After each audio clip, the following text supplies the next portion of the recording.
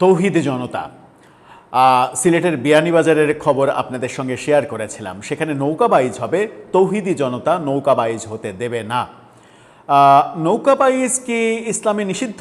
মানে ব্যাপারটা কি এরকম যে সৌদি আরবে যেহেতু নদী নালা নেই, সৌদি আরবে যেহেতু নৌকাবাইজ হতো না, তখনকার কালচার যেহেতু নৌকাবাইজ না, সেই কারণেই তারা মনে করছে যে নৌকাবাইজ ইসলামী খেলা না। মানে ব্যাপারটা কি সেভাবে ভাবছে তারা? যদি তা না ভেবে থাকে তাহলে নৌকাবাইজ কি অপরাধ করলো? নাকি ব্যাপারটা এরকম যে নৌকাবাইজে যারা সারেং হিসেবে পার্টিসিপেন্ট হিসেবে মানে থাকেন তারা হাফ প্যান্ট পরে থাকেন? ব্যাপারটা কি তাই যে হাঁটু বের করে থাকেন? সেই ক্ষেত্রে তারা বলতে পারেন যে হাঁটু বের না করে মানে পরে, 3/4 পরে, টাকনুর ওপরে পায়জামা পরে নৌকাবাইজ করতে হবে, সেটা বলতে পারেন, সেই দাবি দিতে পারেন। কিন্তু নৌকাবাইজ হবে না সেই দাবি দিলেন কিভাবে? মানে ইসলামের কোন জায়গায় লেখা আছে যে নৌকাবাইজ হওয়া যাবে না, নৌকাবাইজ হারাম? গানবাজনা, কনসার্ট এগুলোর ব্যাপারে না আছে, সেগুলো তারা করেন না বলে তার সেগুলো বাধা দিতে চান। কিন্তু ইসলামে এটাও আছে ছবি তোলা হারাম। কিন্তু তারা মানে প্রতি মুহূর্তে বিভিন্ন কন্টেন্ট তৈরি করে ইউটিউবে মানে কন্টেন্ট দেন এবং ইউটিউব ব্যবসাগুলো করেন।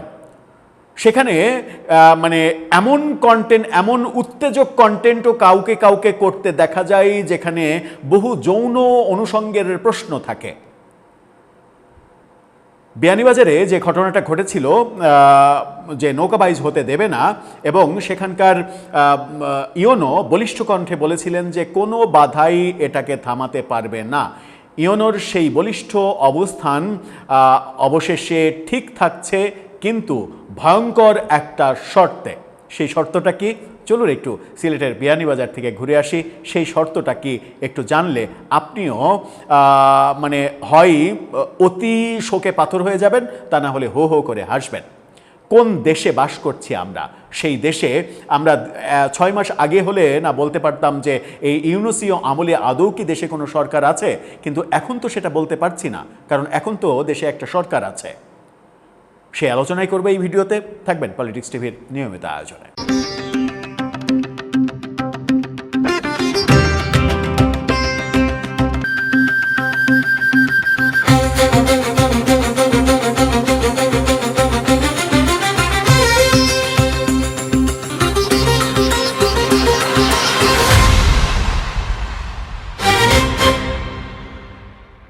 দর্শক, বলছিলাম সিলেটের বিয়ানীবাজারে নৌকাবাইজের কথা। নৌকাবাইজ আমাদের সংস্কৃতির অন্যতম একটা বড় অংশ।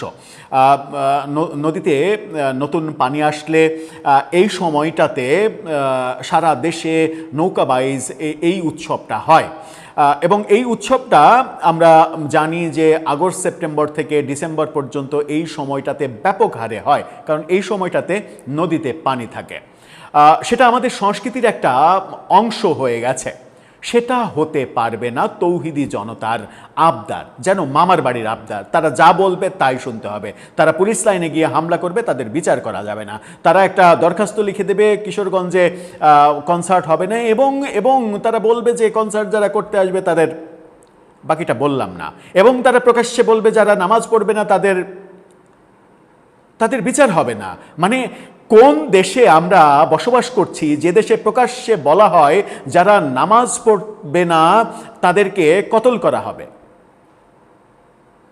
মানে এই দেশে হিন্দু, বৌদ্ধ, খ্রিস্টান, এটা ওটা, মানে পাহাড়ি, আদিবাসী, তারা কেউ বাস করতে পারবে না। বিয়ানীবাজারের খবরটা এবার বলি। ঢাকা ট্রিবিউনের এই শিরোনামটা দেখে নিন। পরের বছর থেকে হবে না, এই শর্তে 28 আগস্টই হচ্ছে নৌকাবাইজ। মানে আগামী বছর থেকে আমরা আর করব না, নাক কানে খত দিলাম, নাকে খত দিলাম, আমরা আর করব না। এবার যেহেতু আয়োজন করে ফেলা হয়েছে, অনেক টাকা খরচ, ইনভেস্টের ব্যাপার হয়েছে, এবার আপনারা দয়া করে আল্লাহর ওয়াস্তে করতে দেন। ব্যাপারটা ওই পর্যায়ে গেছে। মানে তারা নাকে খত দিয়েছে যে আগামী বছর থেকে করবে না। কেন? এই বাংলাদেশটাকে কি কারো বাবার দেশ যে এখানে নৌকাবাইজ কারো জন্য হবে না? কেন এই অঙ্গীকার করতে হবে? সেই অঙ্গীকারনামা এবং চেয়ারম্যানের উপস্থিতিতে মিটিংয়ে সেই অঙ্গীকার হয়েছে। দিনভর উত্তেজনার পর সিলেটের বিয়ানীবাজার উপজেলার লাউতা ইউনিয়নের সুনাই নদীতে আয়োজিত নৌকাবাইজকে কেন্দ্র করে সৃষ্ট জটিলতার অবসান হয়েছে। তবে সমঝোতার অন্যতম শর্ত হিসেবে আগামী বছর থেকে সুনাই নদীতে নৌকাবাইজ আয়োজন না করার সিদ্ধান্ত হয়েছে বলে লাউতা ইউনিয়ন পরিষদের চেয়ারম্যান দেলোয়ার হোসেন নিশ্চিত করেছেন। এর ফলে পূর্ব নির্ধারিত 28 তারিখেই নৌকাবাইজ শুরু হচ্ছে।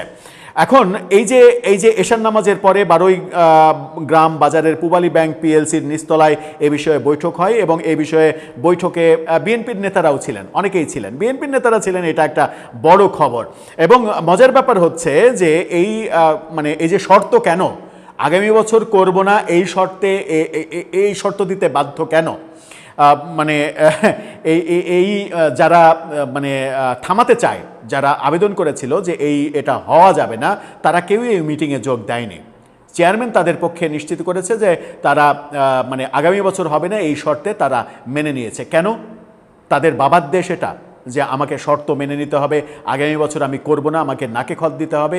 ইওনোকে এই ব্যাপারে ফোন দিলে ইওনো ফোন ধরেননি এবং পুলিশের ওসি তাকে আবু জাফর মোহাম্মদ মাহফুজুল করিম তিনি বলছেন, বিষয়টির শান্তিপূর্ণ সমাধান হয়েছে বলে জেনেছি, তবে পরের বছর থেকে নৌকাবাইজ আয়োজন করা হবে না এমন শর্তে এবার সমঝোতায় 28 আগস্ট প্রতিযোগিতা অনুষ্ঠিত হবে, বিষয়টি আমার জানা নেই। আপনি ওখানে ঘোড়ার ঘাস কাটেন?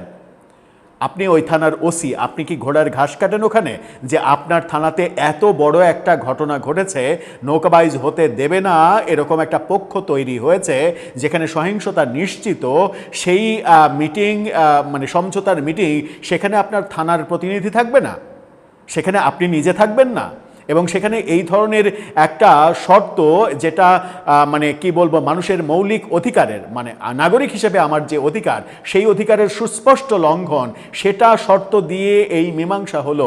আপনি বলছেন আপনি এটা জানেন না এই ধরনের শর্ত দেয়া হয়েছে কেন? তাহলে আপনি ওখানে দায়িত্ব পালন করছেন কেন? পুলিশের চাকরি ছেড়ে দেন।